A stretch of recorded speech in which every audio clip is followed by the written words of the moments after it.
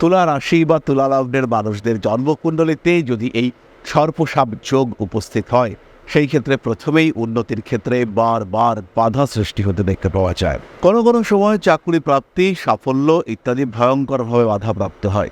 আবার কোনো কোনো সময় অর্থ যতই আয় করুন না কেন, কোনো অর্থ সঞ্চয় করা সম্ভব হয় না। দ্রুত টাকা পয়সা নষ্ট হয়ে যায়, টাকা পয়সা অকারণ ব্যয়ের সম্ভাবনা সৃষ্টি হয়।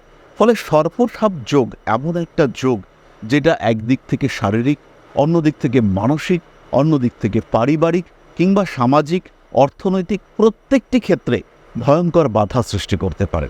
এই সর্পসাপ যোগ এমনই একটা যোগ যার প্রতিকার করা কিন্তু মারাত্মক কঠিন। ইচ্ছেই হোক অনিচ্ছায় হোক এই দোষের ফল ভোগ করতে হবে, যদি না আধ্যাত্মিক উপায়ে এর প্রশমন ঘটানো যায়। কিভাবে সৃষ্টি হয় এই সর্পসাপ যোগ, কিভাবে প্রশমিত হতে পারে এই সর্পসাপ যোগ? একটি শাস্ত্রীয় শ্লোকে আমরা পাই, রাহু কেতুবম পীড়িতে লগ্নে চন্দ্রে চ সংস্থিতে সর্প হত্যা কৃতং পাপং ভোগে দুঃখং প্রযচ্ছতি।